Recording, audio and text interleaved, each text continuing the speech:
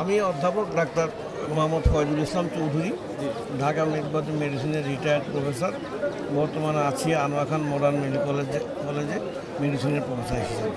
আমার অনেক দিনের ইচ্ছে যে হাইপারটেনশন নিয়ে একটি বই লেখা। আমি যেটা অবজার্ভ করেছি, হাইপারটেনশন নিয়ে আমাদের জাতি অবসচেতন, যার ফলে অবচেতন মনেই তার অনেক সমস্যা হয়ে যাচ্ছে। যদি একটু চেতন হয় তাহলে দেখা যাবে যে অনেক বড় বড় রূপ থেকে সে ওটা রক্ষা পাবে। এই উদ্দেশ্য করে অতি সহজ চেষ্টা করেছে, অতি সহজে এই বইটা নিতে। এই বইটা যদি পড়ে তাহলে তার সে স্বাস্থ্যজ্ঞান অনেক ভালো হবে, সে সুস্থ।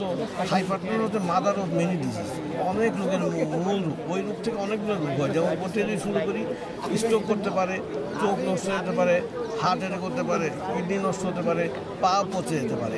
এতগুলো রোগ কমে যাবে যদি এই রোগটাকে যদি কন্ট্রোল রাখা যায়। বইটার নাম হচ্ছে উচ্চ রক্তচাপ বা হাইপারটেনশন সম্পর্কিত প্রাথমিক ধারণা ও সচেতনতা। পাওয়া যাবে 338, 339, 340 নম্বর স্টলে। মাতৃভাষা প্রকাশ স্টোরের নাম।